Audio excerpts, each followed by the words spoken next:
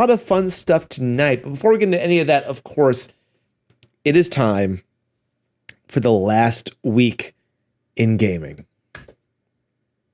Love that transition. After only 4 years on the job as head of PlayStation, the CEO of Sony Interactive Entertainment, Jim Ryan, is retiring. Which honestly is convenient timing because I hear John Riccitiello is looking for a new company to ruin. In the short time that Jim Ryan has brought a ton of success to Sony, he helped launch the PSVR 2.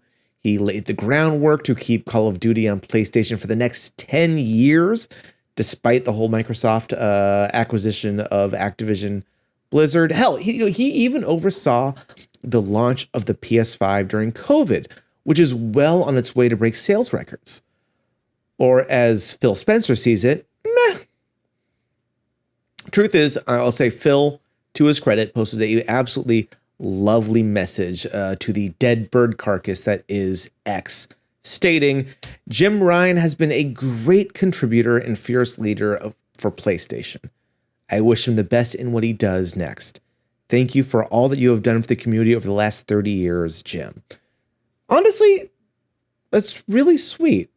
I think we even got a video of him shortly after he posted that tweet. Oh my God! Okay, it's happening. Everybody stay calm. What's the procedure, everyone? What's the procedure? Stay calm!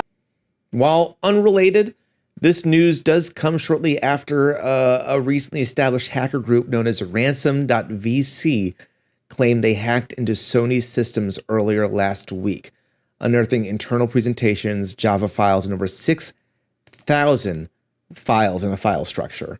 Granted, I think they said that if they had not gotten paid by the 28th, they would release all that information. I believe Sony did not pay them, and yet nothing happened. So it's possible it's a hoax. But to be perfectly honest, it would have been surprisingly easy to get into their entire computer system when it looks like the inside of a car showroom. Allegedly, they had a man on the inside. Don't act smug, Microsoft, by the way. At least they didn't do it to themselves, all right?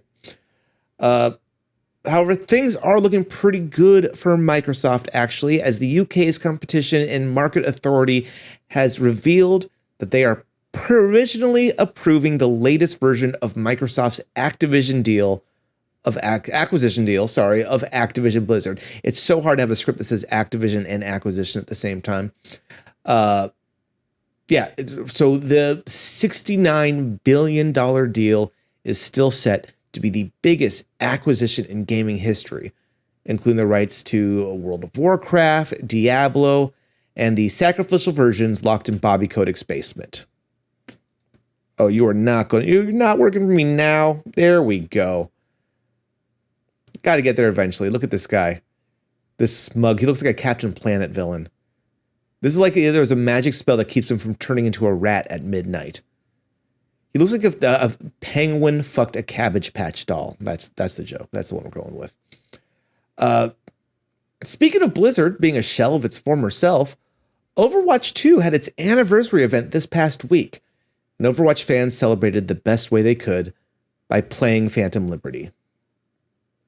Honestly, Microsoft's current golden boy, Bethesda, released a patch that fixed what players call the Magic Puddle. It's a location that housed the entire inventory of a nearby shop that you could just grab through this thing for free. So congrats, Bethesda, you did it. You fixed the game. There was nothing wrong. You can finally say this game has no more problems worthy of your attention.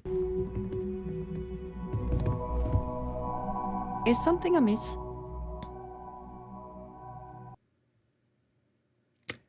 Speaking of Starfield, a little while back, we talked about the modder who was asking for $5 a month on their Patreon for their work building the DLSS 3 upscaler for the game. It was like one of the first episodes I think we did.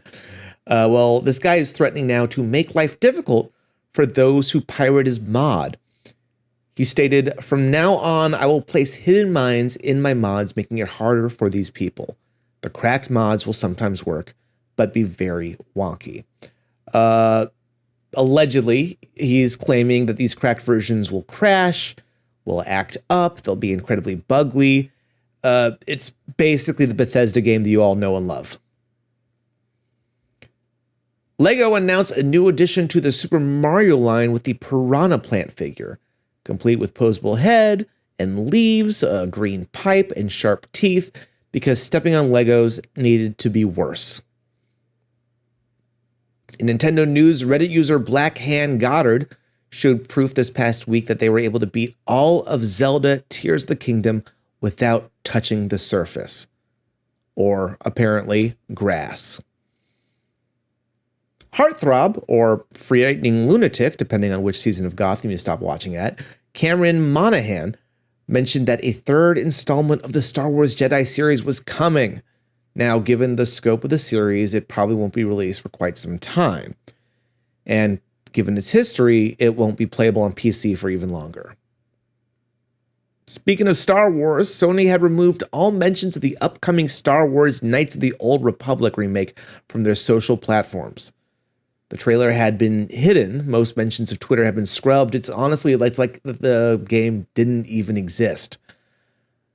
No luck with Rise of the Skywalker, though. That one we have to accept. Season 10 of the hit online game Sea of Thieves arrives on October 19th, bringing with it new ideas like 24-person guilds, a competitive world event, and for the first time, a safer seas mode without PvP for all the freaks who fear confrontation or losers who'd rather play alone. Unrelated, I'll be playing Sea of Thieves on stream starting October 19th. Rumor has it that Red Dead Redemption 2 will be coming to the Nintendo Switch. Honestly, this is great. This is exciting news for everyone who ever wondered how Arthur Morgan would look like with Botox. Speaking of walking, talking Nintendo Switch models, Meta CEO Mark Zuckerberg unveiled a suite of upcoming AI chatbots that include, of all things, Snoop Dogg as the Dungeon Master, which is absolutely silly. Snoop is obviously a Shadowrun guy. Now, T-Pain, that is a D&D guy if I ever saw one. It's T-Pain for D&D, it's Snoop for Shadowrun, and Lil Nas X for running LARP of Vampire the Masquerade. In some legal news, a Wall Street banker was indicted for using an Xbox 360 to engage in insider trading. Now, the police rushed over there to stop him, but Microsoft beat him to the punch.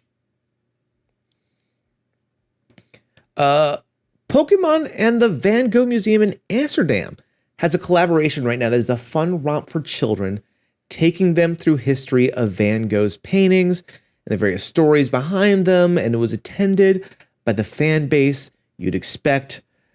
Middle-aged neckbeards looking to scalp on eBay.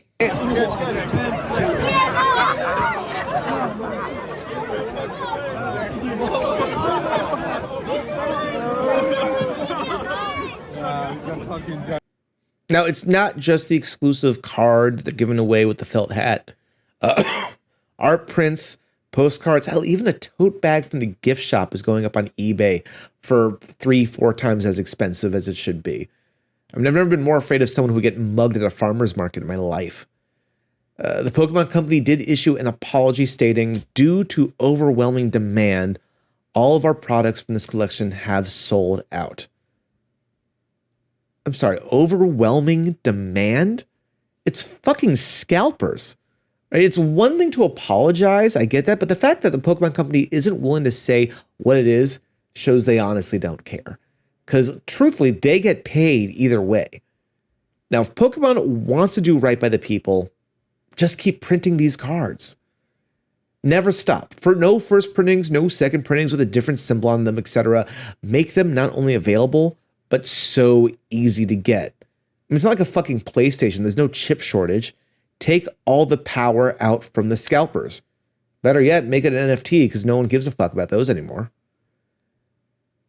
Lastly, and I gotta say this one is unfortunate, but Epic Games, who owns Fortnite, Fall Guys, and the Unreal Engine, is now laying off 16% of their entire staff. That's huge. That's a huge amount for such a big company. Not among them is the person who thought selling the Share the Wealth emote on the same day was a good idea.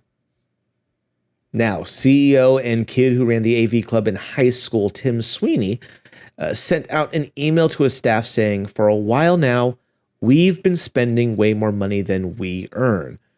I've long been optimistic we could power through this transition without layoffs, but in retrospect, I see that this is as unrealistic." Allegedly, a reply all went sent back from the staff saying, "We?"